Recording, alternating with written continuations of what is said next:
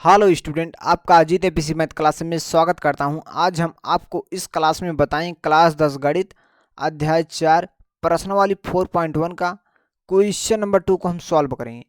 Question number 2 में total 4 question हैं। इन चारों क्वेश्चन को हम इसी वीडियो में सॉल्व करेंगे। ठीक, तो आप इस क्लास के एंड तक बने रहिएगा, क्योंकि हम सारे क्वेश्चन को डिटेल से एक्सप्लेन करते हैं, जिससे कि आपको क्वेश्चन में किसी प्रकार की कोई समस्या ना आए। एकदम से हम बेसिक से स्टार्ट करते हैं, एडवांस तक चलते हैं। यदि आप इस वीडियो को पूरा देखते हैं तो आप चारों क्वेश्चन को बहुत आसान तरीके से समझ पाएंगे और सॉल्व कर पाएंगे। तो आप इस वीडियो के एंड तक बने रहिएगा। यदि आप चैनल पर पहली बार हैं तो प्लीज़ चैनल को सब्सक्राइब करके नोटिफिकेशन पर ऑल सेलेक्ट कर लीजिए, जिससे कि हर नई क्लास का नोटिफिकेशन आपको समय समय पर मिलता रहे। तो आइए हम इस क्लास को शुरू करते हैं। देखिए प्रश्न क्या कह रहा है।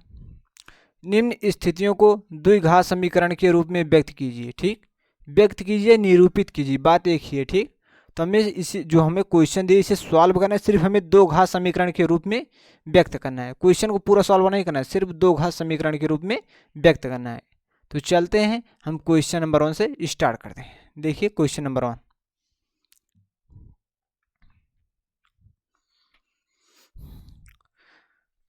एक आयताकार भूखंड का क्षेत्रफल 528 मीटर स्क्वायर है। क्षेत्र की लंबाई मीटरों में, चौड़ाई के दुगने से एक अधिक है। हमें भूखंड की लंबाई और चौड़ाई ज्ञात करनी है। ठीक, देखिए यहाँ क्या कहा है, क्षेत्र की लंबाई चौड़ाई के दुगने से एक अधिक, किसके? चौड़ाई के दुगने से एक अधिक है। आपको मान लेना है, माना आयताकार भूखंड का चौड़ाई x मीटर। चलिए हम मान लेते हैं। आपको लिखना है हल। माना आयताकार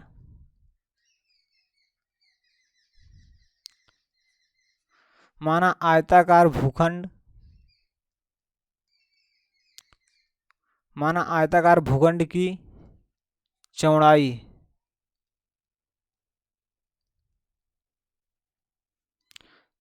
बराबर x मीटर। आपको मान लेना है, क्या मान लेना है? x metre. ठीक, तथा लंबाई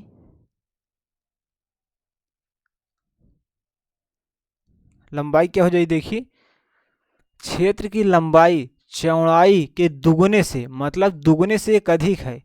जो चौड़ाई आपकी क्या है? x है, इसका दुगना क्या हो जाएगा? 2x हो जाएगा। इसमें 2 से आपको गुणा कर देना तो आपका 2x हो जाएगा, मतलब दुगना हो जाएगा। दुगने से कितना है? एक अधिक है, इसमें आपको एक जोड़ देना है, इस प्रकार से। ठीक, तो आपका लंबाई आ जाएगा, लिख देना है मीटर। ठीक, जो हमारी लंबाई होती है हमेशा मीटर में मापी जाती है, और चौड़ाई भी हमेशा मीटर में मापी जाती है, इसलिए मैंने मीटर लिख दिया। ठीक,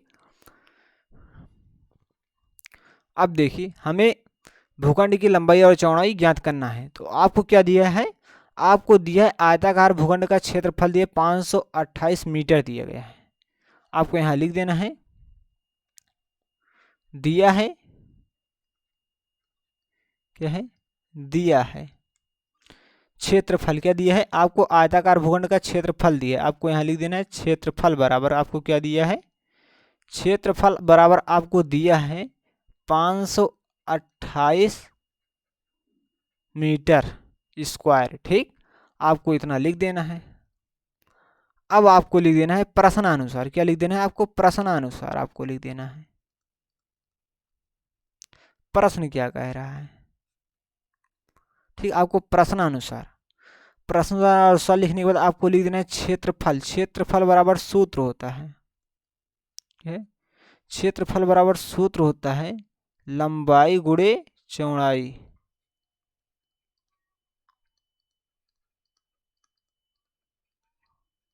ठीक, क्योंकि एक आयताकार भूखंड का क्षेत्रफल आपको दिया 528 मीटर स्क्वायर, तो मैंने यहाँ क्षेत्रफल का सूत्र लगा। क्षेत्रफल बराबर होता है लंबाई गुणे चौड़ाई। आपका क्षेत्रफल क्या है? 528 मीटर स्क्वायर है, तो यहाँ आपको लिख देना है 528। ठीक, देखिए लंबाई क्या है? लंबाई आपकी क्या है? 2x+1 है, तो आपको यहाँ लिख देना है 2x+1। चौड़ाई आपकी क्या है? x है, तो आपको यहाँ लिख देना है x। ठीक, आपका यहाँ आ जाएगा 528। देखिए x से हम 2x में गुणा कराएंगे तो यहाँ आ जाएगा 2x स्क्वायर। एक्स से जब हम 1 में गुणा कराएंगे तो यहाँ आ जाएगा एक्स। तो यहाँ हम इसे इस प्रकार लिख सकते हैं, 528 को बराबर के हम इस साइड भेज सकते हैं। ठीक, हम यहाँ देखिए तो हम भेज देंगे बराबर के इस साइड, यहाँ हम लगा सकते हैं दिस सिंपलाई। ठीक, इस प्रकार से। तो यहाँ हमारा 0 आ जाएगा, तो यहाँ आ जाएगा 2x² प्लस एक्स, हम बराबर के इस साइड लगाएं तो यहाँ आ जाएगा माइनस हो जाएगा, तो इस साइड 0 ही बचेगा ना। अब देखिए आप यहाँ लगा दे सकते हैं दिस सिंपलाई। देखिए हम इसे पहले लिख सकते हैं, इसे हम बाद में 0 लिखेंगे। ठीक, तो यहाँ हम लिख सकते हैं 2x² प्लस एक्स माइनस 528 बराबर 0, हम इस प्रकार से लिख सकते हैं ना। तो ये आपका दो घात समीकरण प्राप्त हो चुका है। तो आप यहाँ लिख सकते हैं, अतः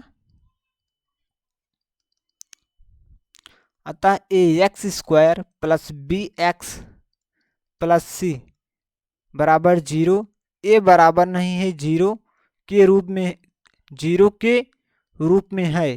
ठीक, 0 के रूप में है। अतः ax² plus bx plus c बराबर 0, a बराबर नहीं है 0 के रूप में है। ठीक, इसलिए अभिष्ट द्विघात समीकरण है। ठीक, अभिष्ट द्विघात समीकरण है। ठीक, आपको लिख देना है इस प्रकार से, दो घात समीकरण है। ठीक, आपका पहला क्वेश्चन सॉल्व हो चुका है। ठीक, अब हम सॉल्व करेंगे क्वेश्चन नंबर 2 को। देखिए क्वेश्चन नंबर 2 कह रहे दो क्रमागत धनात्मक पूर्णांकों का गुणनफल 306 है, हमें पूर्णांकों को ज्ञात कीजिए। ठीक, चलिए क्या करें, दो क्रमागत धनात्मक पूर्णांकों का गुणनफल 306 है, हमें पूर्णांकों को ज्ञात कीजिए, यही प्रश्न में लिखा गया है। ठीक, आपको लिख देना है हल।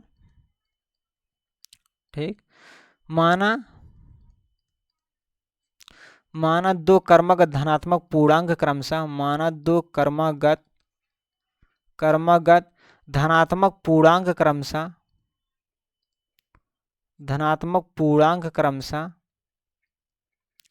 धनात्मक पूर्णांक क्रमशः x तथा x प्लस 1 है। ठीक, क्योंकि आपसे दो क्रमागत धनात्मक पूर्णांक कह रहा है, यदि आपसे 3 क्रमागत धनात्मक पूर्णांक कहेगा तो आपको x मान लेना, x प्लस 1 मान लेना, x प्लस 2 मान लेना है।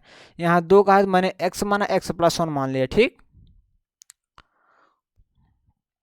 दिया है आपको, क्या दिया है, दिया है दो क्रमागत धनात्मक पूर्णांकों का गुणनफल, क्या दिया है, गुणनफल दिया है आपको, यहाँ लिख देना है गुणनफल दिया है। गुणनफल बराबर आपको कितना दिया है, 306। ठीक, आपको लिख देना है 306। ठीक, लिखना है प्रश्नानुसार।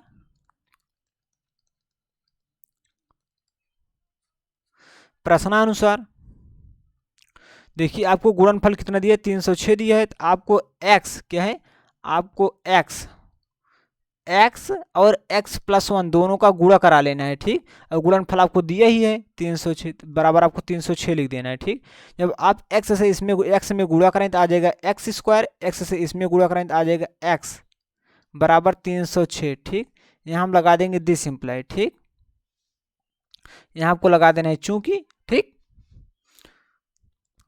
उसके बाद आपका आ जाएगा x² प्लस x बराबर के इस साइड आएगा तो माइनस हो जाएगा, आ जाएगा 306। ठीक, बराबर 0।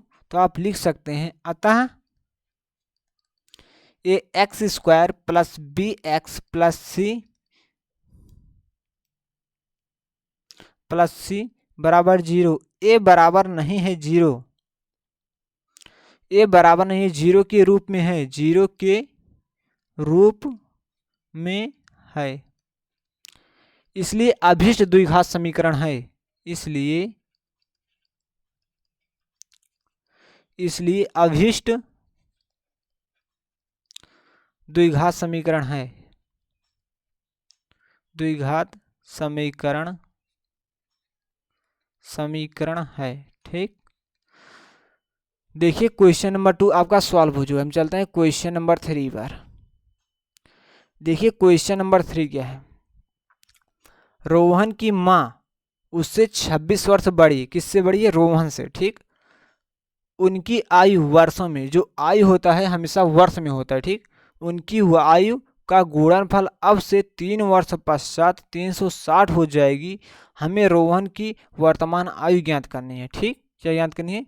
रोहन की वर्तमान आयु ज्ञात करनी है, ठीक। आपको यहाँ मान लेना है, आपको लिखना है हल, ठीक। माना रोहन की वर्तमान आयु बराबर x वर्ष। माना रोहन की वर्तमान आयु, माना रोहन की वर्तमान आयु बराबर x वर्ष, ठीक। तथा माँ की आयु, माँ की आयु बराबर आ जाएगा x प्लस 26 वर्ष। क्योंकि कह रहा है रोहन की माँ उससे 26 वर्ष बड़ी। किससे बड़ी है? रोहन से। रोहन का x था तो इसका x प्लस 26 हो जाएगा माँ की आयु, ठीक। अब देखिए आगे प्रश्न में क्या कह रहा है, उनकी आयु का गुणनफल अब से 3 वर्ष पश्चात। आपको यहां लिख देना है 3 वर्ष पश्चात। क्या लिखना है? 3 वर्ष पश्चात। 3 वर्ष पश्चात रोहन की आयु क्या है? 3 वर्ष पश्चात रोहन की आयु बराबर x प्लस 3 हो जाए। पश्चात मतलब जोड़ देना, पश्चात या बाद शब्द आपको इसमें जोड़ना है। यदि पहले 3 वर्ष पहले या पूर्व आ जाए तो आपको यहाँ घटा देना है, ठीक। यहाँ पश्चात आए इसलिए मैंने यहाँ जोड़ दिया, ठीक। 3 वर्ष पश्चात रोहन की आयु बराबर x प्लस 3 वर्ष। माँ की आयु क्या हो जाएगी? माँ की आयु क्या थी? x प्लस 26 था। अब 3 वर्ष पश्चात का इसमें 3 आपको जोड़ देना है, ठीक। बराबर क्या आ जाएगा? जब हम इसे सॉल्व करेंगे तो यहाँ आ जाएगा x प्लस 29 वर्ष आ जाएगा, ठीक।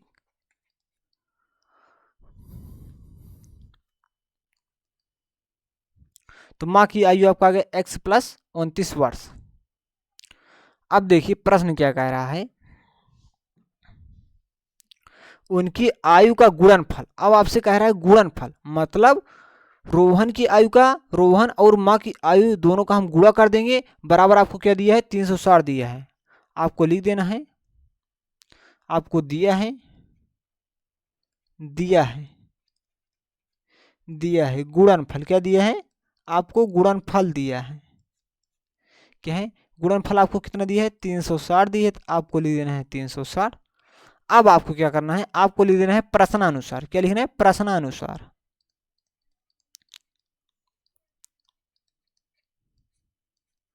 प्रश्नानुसार लिखना है। देखिए गुणनफल कितना दिया है? गुणनफल देखिए गुणनफल दिया है मतलब आपको जो रोहन 3 वर्ष पश्चात रोहन की आयु कितना है? x प्लस 3 और माँ की आयु क्या है? x plus 29। इन दोनों का आपको गुणा करा देना है। आपको गुणनफल दिया है 360, आपको यहाँ गुणा करा देना है।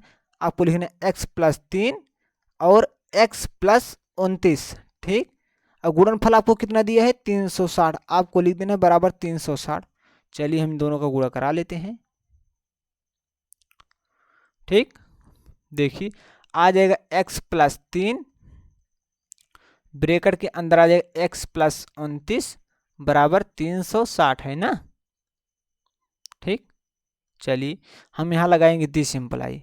x से हम x में गुणा करें तो यहाँ आ जाएगा x स्क्वायर। x से हम 29 में गुणा करें तो यहाँ आ जाएगा 29x। 3 से हम x में गुणा करें तो आ जाएगा 3x। हम 3 से 29 में गुणा करें तो आ जाएगा 87, ठीक। बराबर आ जाएगा 360। यहाँ आ जाएगा x स्क्वायर प्लस 29x और 3x को जोड़ दें तो आ जाएगा 32x प्लस 87।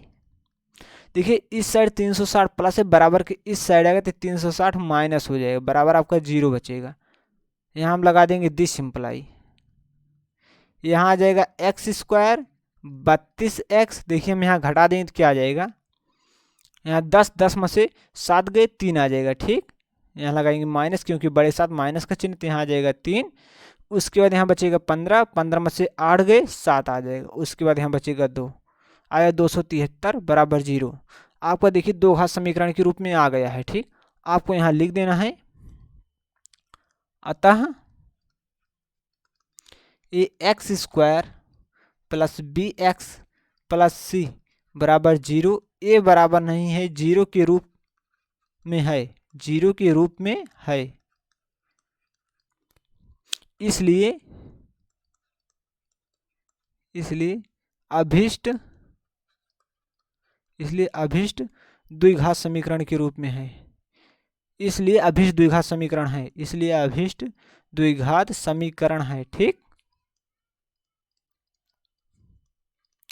आप देख सकते हैं यहाँ मैंने लिखा है ए बराबर नहीं 0। यहाँ हम देखते हैं ए के स्थान पर इसमें 1 माना जाएगा।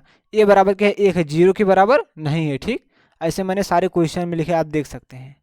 चलते हैं क्वेश्चन नंबर 4 को सॉल्व करते हैं। देखिए क्वेश्चन नंबर 4, एक रेलगाड़ी 480 किलोमीटर की दूरी समान चाल से तय करती है। किस चाल से? समान चाल से। ठीक, यदि इसकी चाल 8 किलोमीटर, क्या 8 किलोमीटर प्रति घंटा कम होती है, यहाँ लिखे 8 किलोमीटर प्रति हावर्स, हावर्स मतलब घंटा, 8 किलोमीटर प्रति घंटा कम होती है, तो वह उसी दूरी को तय करने में 3 घंटे अधिक लेती है। तो हमें रेलगाड़ी की चाल ज्ञात करनी है। ठीक, क्या ज्ञात करनी है? रेलगाड़ी की चाल ज्ञात करनी है। आपको यहाँ मान लेना है, माना रेलगाड़ी की चाल बराबर x किलोमीटर प्रति घंटा, आपको लिखना है हल। ठीक, माना रेलगाड़ी की चाल, माना रेलगाड़ी की चाल बराबर x किलोमीटर प्रति घंटा, इस प्रकार से आप लिख सकते हैं। ठीक, माना रेलगाड़ी की चाल बराबर x किलोमीटर प्रति घंटा।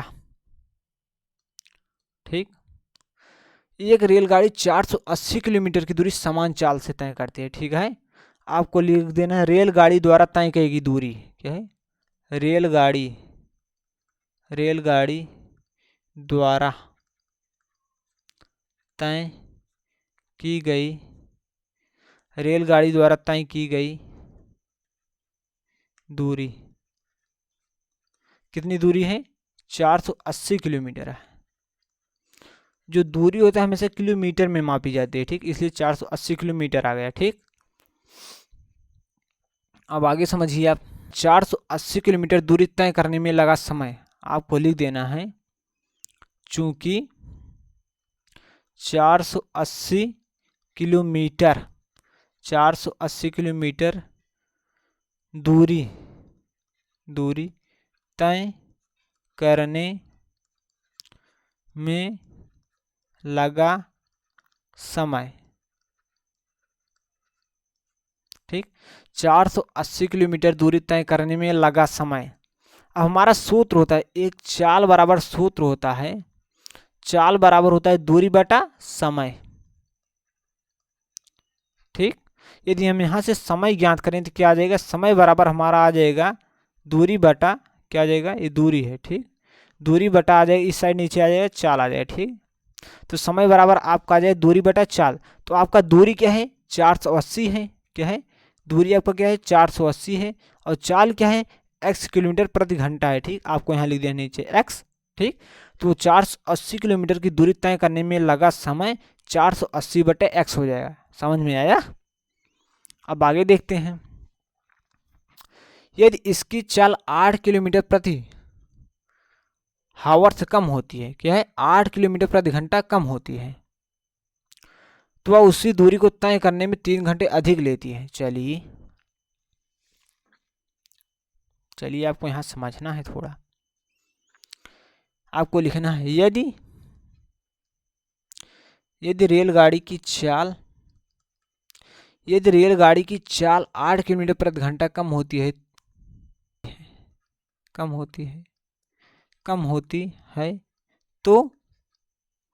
तो क्या हो जाएगी? चाल x माइनस 8 किलोमीटर प्रति घंटा हो जाएगा ना।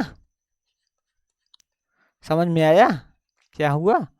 क्या कह रहा है, यदि 8 किलोमीटर प्रति घंटा कम होती है, कम मतलब एक समस्या में 8 घटा देंगे, कम का मतलब घटा देना, हम 8 घटा दिए तो x माइनस 8 किलोमीटर प्रति घंटा हो जाएगी। ठीक, तो 480 किलोमीटर की अब क्या, अब आपको लिखना है, अब 480 क्या है, अब 480 किलोमीटर क्या है, अब 480 किलोमीटर, अब 480 किलोमीटर की दूरी तय करने में लगा समय।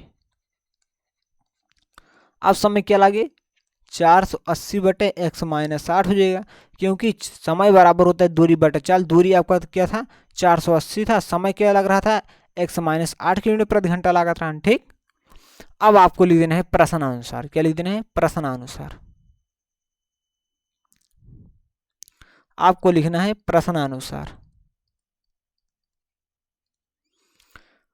एक बार आप प्रश्न और अच्छे से पढ़िए, यदि आप प्रश्न समझे तो क्वेश्चन को बहुत आसानी से सॉल्व कर पाएंगे। देखिए, एक रेलगाड़ी 480 किलोमीटर की दूरी समान चाल से तय करती है। ठीक, यदि इसकी चाल 8 किलोमीटर प्रति घंटा कम होती है तो वह उसी दूरी को 8 किलोमीटर प्रति घंटा कम होती है तो वह उसी दूरी को तय करने में 3 घंटे अधिक लेती है। मतलब जो दूरी तय कर रहा है 480 रन, समय कितना लागत रहा, तो 480 बटे x लागत रहा है। ठीक, आपको लिख दिया 480 बटे x।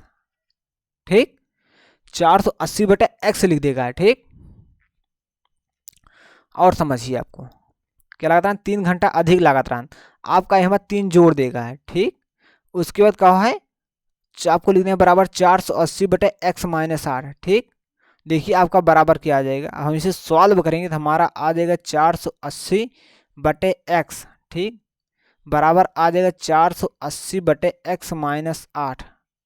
सॉरी, यहाँ आप इस प्रकार से हल कर सकते हैं, 480 को हम बराबर इस साइड लगाए तो आ जाएगा माइनस हो, आ जाएगा x माइनस 60, तो इस साइड बचेगा आपका -3 आ जाएगा, क्योंकि इस साइड प्लस था, बराबर के इस साइड तो माइनस हो जाएगा। ठीक, आपको यहाँ लगा सकते हैं दिस सिंप्लाई,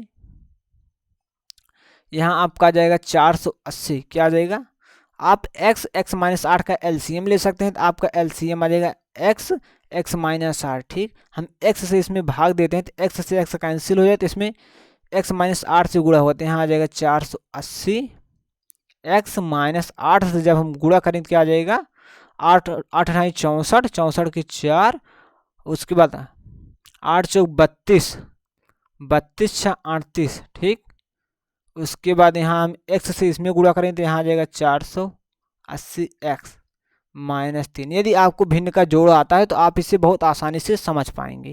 ठीक, तो ये प्लस का ये माइनस का दोनों कैंसिल हो जाएगा। ठीक, तो आपका यहाँ आ जाएगा 38 40 बटे x माइनस x ब्रेकेट के हम इसे गुण मल्टीप्लाई करा दें, यहाँ आ जाएगा x स्क्वायर माइनस 8x बराबर क्या आ जाएगा -3, माइनस से माइनस कैंसिल हो जाएगा। ठीक, अब आपका आ जाएगा यहाँ,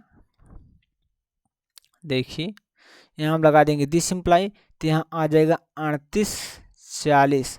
ठीक, देखिए एक्स स्क्वायर माइनस 8x इस साइड भाग करें, बराबर के इस साइड है तो गुणा करें, यहाँ आ जाएगा 3x स्क्वायर माइनस 8x आ जाएगा। ठीक, ये 3 जो है इस साइड गुणा करा है, बराबर के इस साइड आएगा तो भाग करेगा, आ जाएगा 38 40 बटे 3 बराबर आ जाएगा x स्क्वायर माइनस 8x। 3 से हम इसे काट दें, 3 एक कम 3, 3 दूनी 6, 2 आए 3 8 24, यहाँ 0 आ जाएगा। ठीक, बराबर आ जाएगा x स्क्वायर माइनस 8x। ठीक, जब हम यहाँ लगा देंगे दिस सिंप्लाई।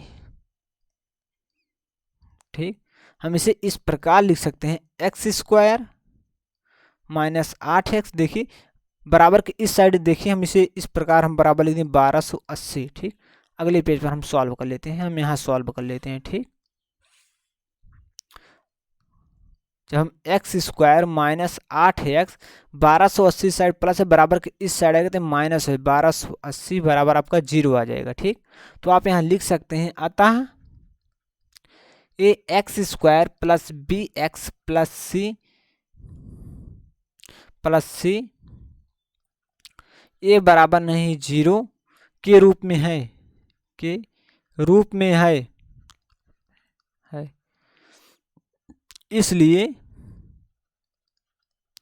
इसलिए अभिष्ट द्विघात समीकरण है, इसलिए अभिष्ट द्विघात समीकरण है, अभिष्ट द्विघात समीकरण है, इसलिए अभिष्ट द्विघात समीकरण है। तो हमारा चारों क्वेश्चन सॉल्व हो चुका है। यदि आप इसका स्क्रीनशॉट लेना चाहते हैं तो आप ले सकते हैं। हम आपको सारे स्लाइड आपके सामने ओपन कर देते हैं। देखिए, आप इसका स्क्रीनशॉट ले सकते हैं। वीडियो को पॉज करके स्क्रीनशॉट ले सकते हैं।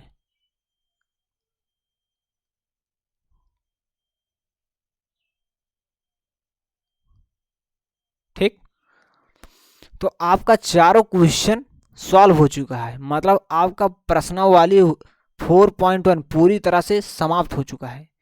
हम समझते हैं कि यदि आप पार्ट नंबर 1 को नहीं देखें तो आप पार्ट नंबर 1 को जाकर देखिए, दोबारा फिर पार्ट नंबर 2 को देखिए, आपको बहुत अच्छे से समझ में आ जाएगा। ठीक, तो हमारा प्रश्नावली 4.1 पूरी तरह से समाप्त हो चुका है। तो आप इसे अच्छे से देख लीजिए, 1 से 2 बार रिवीजन कीजिए। आप इसका ज़्यादा से ज़्यादा मैथ है प्रैक्टिस कीजिए, आपको ज़रूर समझ में आए। ठीक, वीडियो से 1 से 2 बार आपको देखना पड़े, लेकिन यदि आप ठान लेते हैं तो जीत है, मान लेते हैं तो हार है। यदि आप ठान लेंगे तो आपकी जीत होगी, आपको आ जाएगा। यदि आप मान लेंगे हमें समझ में नहीं आ रहा तो आपको समझ में नहीं आएगा। ठीक, तो आप इस वीडियो को पूरा देखिए, ध्यान से देखिए, आपको सब कुछ समझ में आ जाए। ठीक, 1 से 2 बार प्रैक्टिस कीजिए, आपको आसानी से समझ में आ जाएगा। ठीक, हम समझते हैं कि आपको बहुत बेहतरीन तरह से समझ में आया होगा। तो हम इस क्लास को यहीं स्टॉप करना चाहते हैं।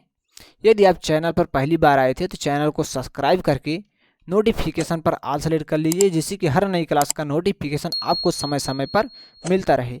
यदि आप चैनल को सब्सक्राइब नहीं करेंगे, बाद में आप सोचेंगे इतना अच्छा चैनल था, चला गया, मिल नहीं रहा है, पता है समस्या आ जाएगी आपके सामने।